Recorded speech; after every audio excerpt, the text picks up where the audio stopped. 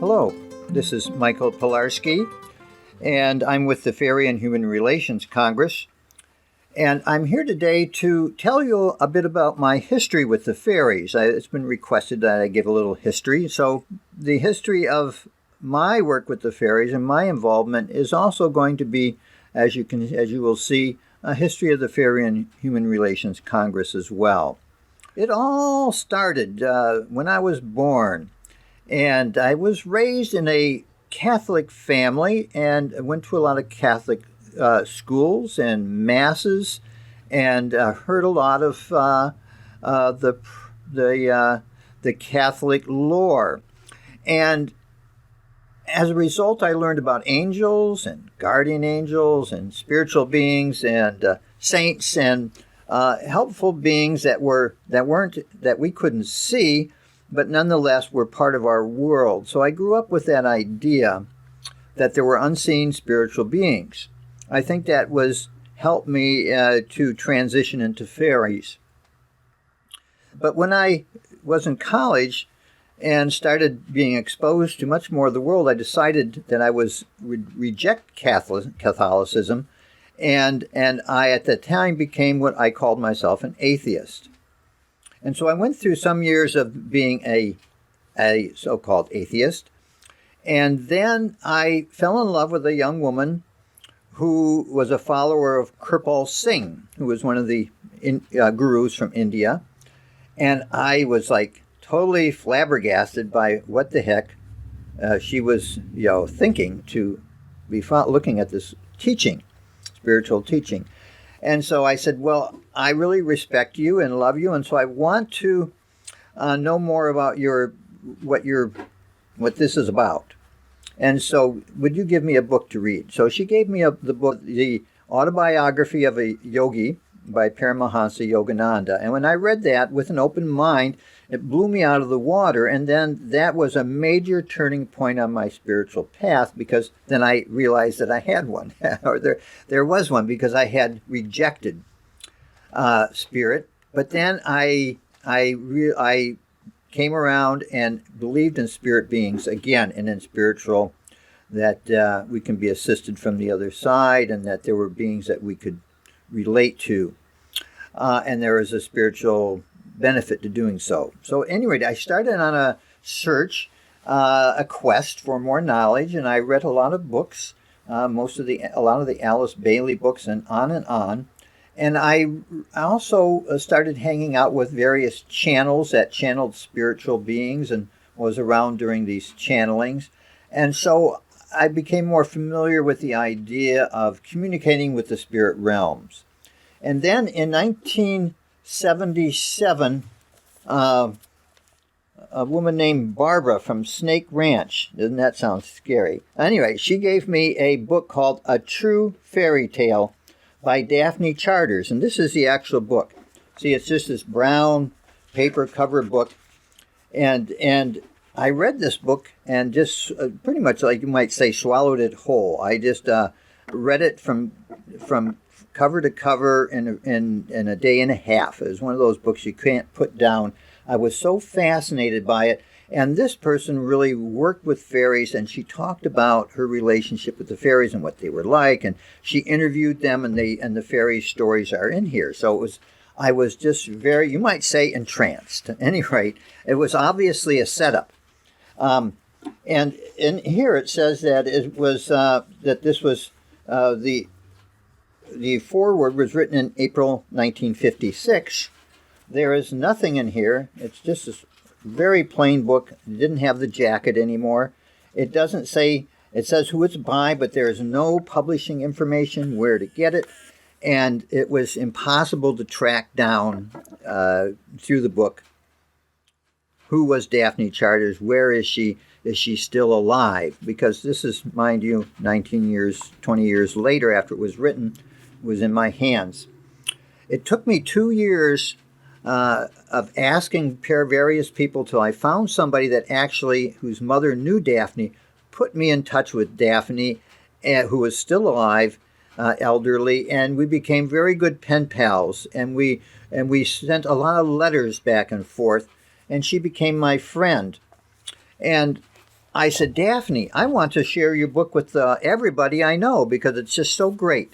And so, can I publish it in the United States? And so Daphne said, well, that's interesting. You should write now, because I was wanting to get it out in a new edition and clean up some of the grammar, not change it really.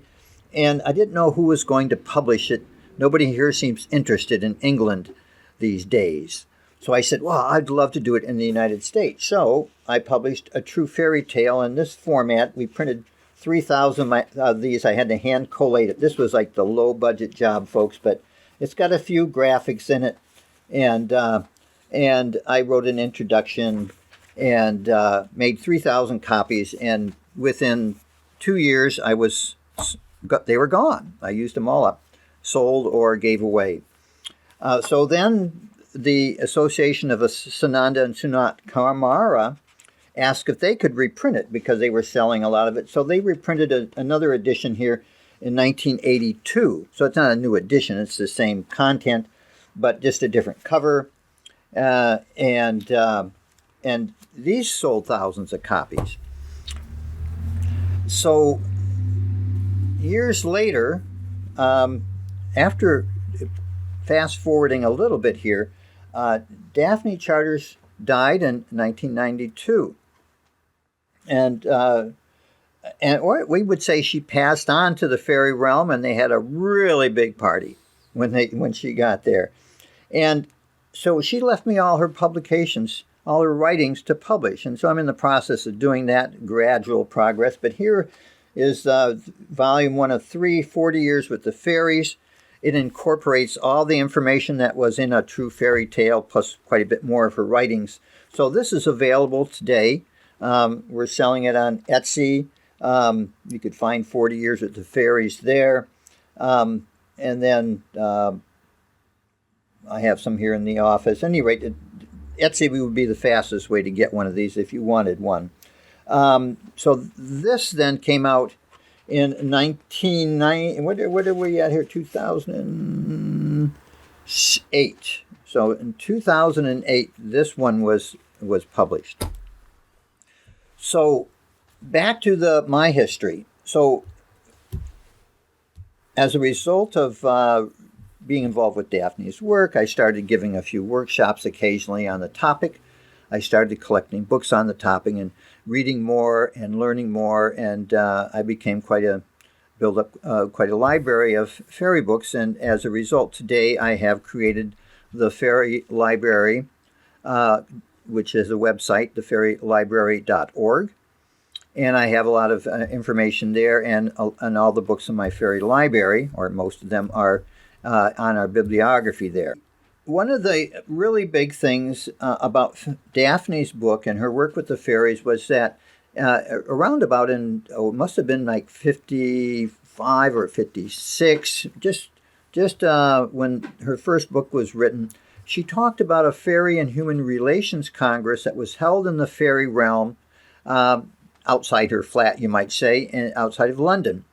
And it was put on by her local fairy group, working in concert with higher-ups in the fairy realm, to put on an international congress of fairies to talk about the human problem. And they called it the Fairy and Human Relations Congress because the goal was to increase connection and communication and cooperation between the fairy and the human realms, because things were not good, folks. You might say it's been a long war, and they certainly want peace. So, at any rate, in 2001, I was so inspired by this idea of a Fairy and Human Relations Congress, I decided to put one on in the physical realm, that I would put on a Fairy and Human Relations Congress. And I found a place to do it at Scalitude Retreat Center in the Methow Valley in eastern Washington, up in the North Cascades, in this beautiful area of a fully functioning ecosystem, great beauty. And we brought together 175 people that were interested in fairies. And we had a lot of workshops and got to know each other and started building our, you might say, fairy network, fairy family. And now here we are in 2022, about to have our 22nd Fairy and Human Relations Congress. So the history of the congresses has been, just so delightful. Every single one, we've had it every year, an annual event. Every single one has been very precious and very stimulating, lots of information. Our biggest thing about the Fairy Congress is the workshops. We bring in some of the world's leading people that communicate and work with the fairy realms, and they tell us about what they do, and it's super fascinating if you believe in fairies. Of course, that's one of the requirements to get in, or at least be open to it. So at any rate, we've had up to 300 people at our events. There's been a couple in the 300 range. We probably, if you would average all those 22 years out, would probably be in the 100, I'd say 200, 225, 250 is a typical number of people. And so some people come back every year, and some people are there just one time. Some are, multiples of times come and go. But over the years, there's been certainly thousands of people have gone through the Fairy and Human Relation Congresses, and we build up a nice family feeling there. So as a result of all these fairy congresses and inviting all these presenters, people like R.J. Stewart and Dorothy McLean and David Spangler and Peter Tompkins and Catlin Matthews, and it goes on and on and on, the list of people we've had speak. And so I've got to learn from a lot of these people. I've got to hobnob with them and become friends with many of them. And as a result, I have been exposed to a huge amount of information about the different fairy realms. And so if you're interested in learning more about the fairy realms, there's no better place to come than the Fairy and Human Relations Congress. That's what the goal of the Congress is. So it's as I said, become a real family event. It's a lot of fun. It is very colorful. We're a colorful crowd. And we always work with the fairies every time. There's always communication and cooperation with the fairy realms built into the schedule. And so we're, in a sense, ambassadors for humanity to the fairy realm. If you could say there is you might say distrust between the sides, and you might say that there's been certainly on the human side just basically a lack of recognition. Of late, there's a lot of people not being connected to the earth or to nature, or to the intelligences that within nature. So at any rate, so we're ambassadors to their realm, and they're sending their ambassadors, and we get together in this Congress and work on ways to heal the relations and build cooperation between our realms. So as you might be wondering, what happened during the COVID year? We did have a small Congress of just some of the more inner crowd. We had to formally call off our big Congress in 2021 because of the lockdown. We didn't do the big one.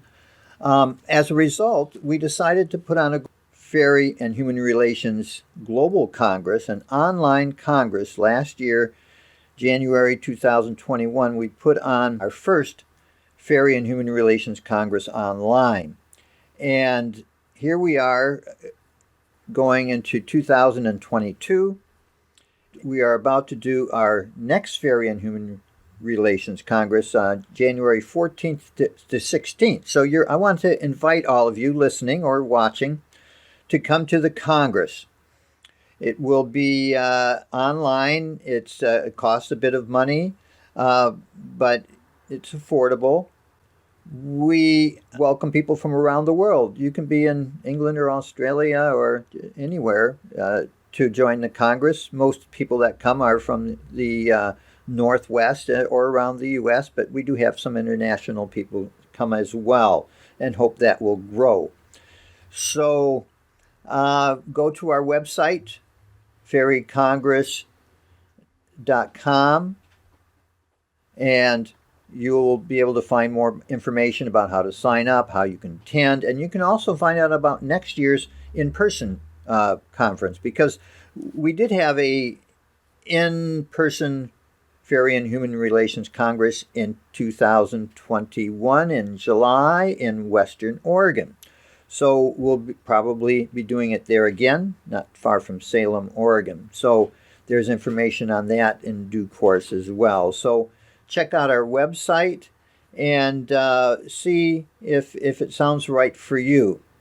We feel that the Fairy and Human Relations Congress is an important thing for the world. As I said, we're ambassadors to the other realms, and we're seeking their cooperation in earth restoration, in peace, and what the world is going through some really dire times at this point. Things are really difficult for a lot of people, and tuning into the fairy realm is one of the ways that we can work for a better world. We can work with them deliberately for practical earth restoration activities, doing land clearings, helping clean negative energy out of areas, helping people feel better. By tuning in and being with the fairy realms and being with nature, we would say they go hand in hand. Being with nature and with the fairy realms can help really give you a sense of peace and meaning, and it's a refuge in these times to be able to have these connections. So it's good for you, it's good for the world, and it's also good for the fairy beings that we work with, because both of our evolutions are speeded when we work together.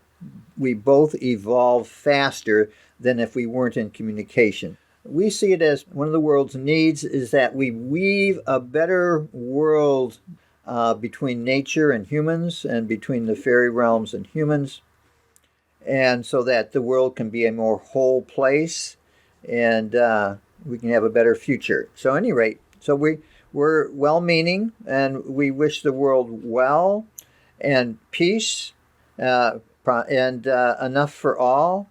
So if you're interested in fairies and working with them for a better world, come and check us out, folks. You're all invited.